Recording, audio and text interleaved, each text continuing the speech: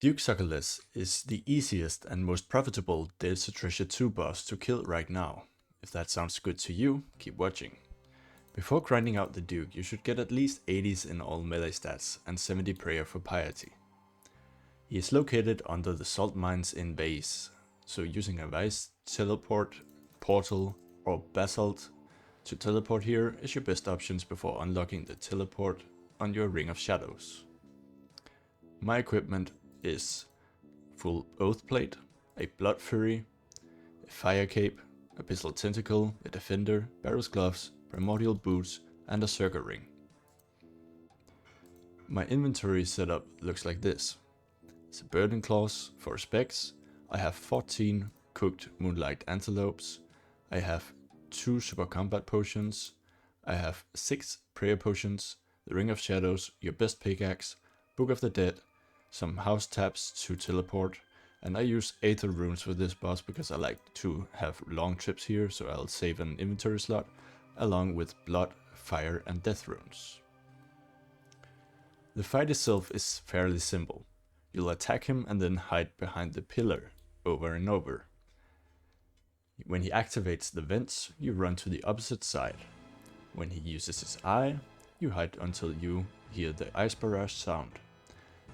In tile packs, you can find the tile markers I have marked in this video. So that is basically the whole fight. I'll just show you how to do it. To start off, you go in, you drop about 5 food here, and you pick up the pestle and mortar here. You then run up here and avoid these shadows. If you step on them, they will damage you and you'll be stunned. As long as you run on these marked tiles, the extremities will not hit you. You can tick manipulate to gather these mushrooms faster. Because I'm 80 Herbro, I can make a total of 8 potions in one go. When you're 62 you can only make 4, which means you'll have 2 kills before you have to do it again. So having 80 Herbro will also maximize the amounts of kills you can do per hour. I'll just move around in my inventory a bit so I can grind these while picking the new ones. Alright. Here I want walk over here because there's a shadow. And you'll go down here and mine. I'll move the mushrooms over so that I can mine meanwhile.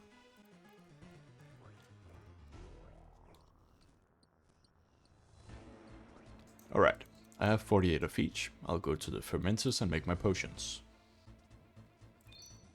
You can use both at the same time, but I don't really find that it saves much time, so I'll just use one.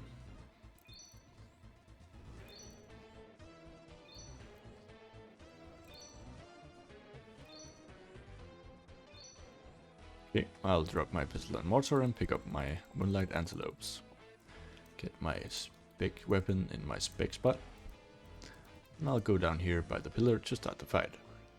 Start out by butting up, summoning my thrall, putting on Protect from Melee and Piety, and I'll use the potions on him by clicking on him, and I'll just spam click him to get a hit in. And because I use a 4-tick weapon instead of a 5-tick, I can get 2 hits in before I have to move here.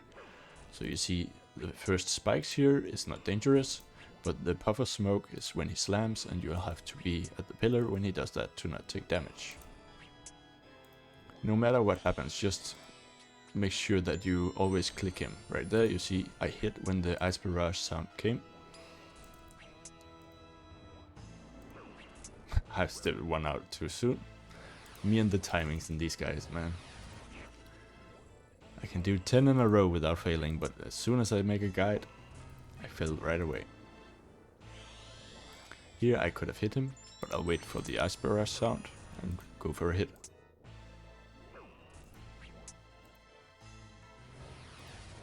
He was a bit slow. The timing also depends on if you have a 5-tick weapon or a 4-tick weapon. All of the best weapons for this boss is 5-tick.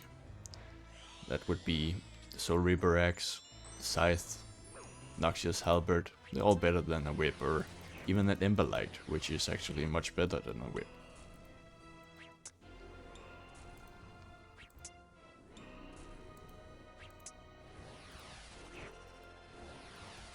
Get a hit in there. Hide. Go out.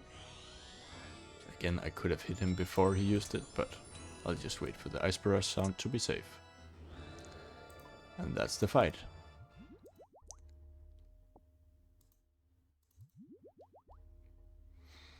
So I'll wait for him to spawn again. I have 3 more kills in my potions, but now the mushrooms is replenished, so I could go make more now if I wanted to. I'll top up my prayer, drop this because I didn't have room to spec last time. I'll just hit him once and hide. Spec him. Spec him. Switch to my whip.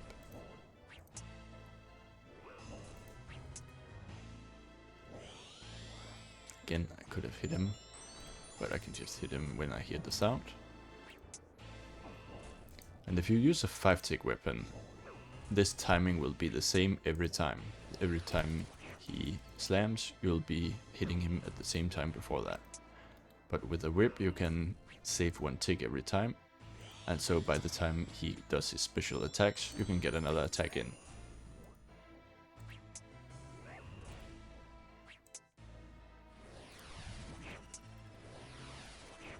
See, I did another hit when he used the event special.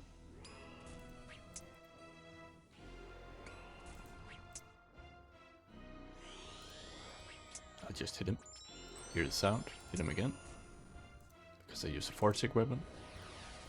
Here I didn't have time to hit him before the vents.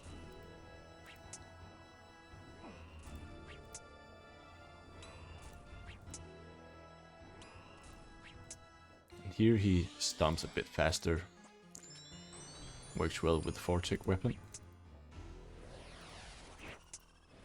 Hit him, and I can hit him again when I reach this tile if I hit him going over there. So I'll top off my prayer. Put on my spec weapon, and I didn't use death charge this time. Again.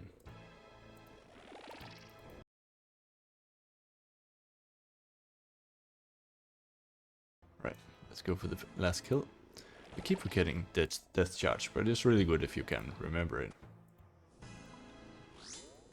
So, let's see if I can do a perfect time. Perfect kill.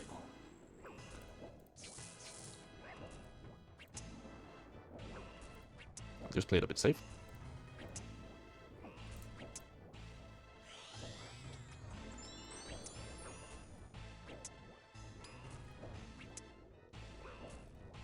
And not talk as much.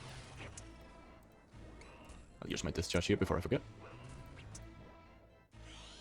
I'll just hide here.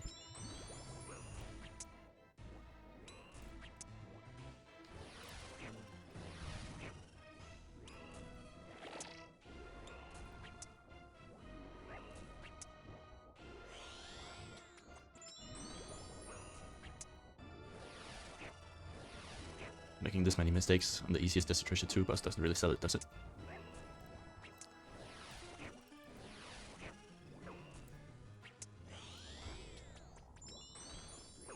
I won't even risk my perfect kill now. I have to show you I can.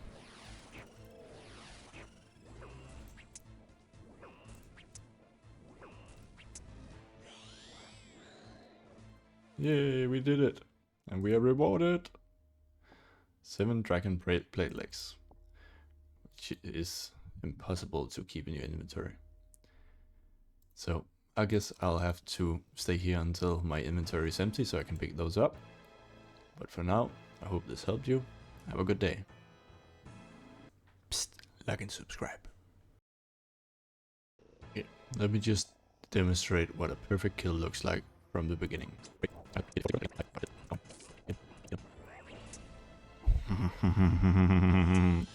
That's funny.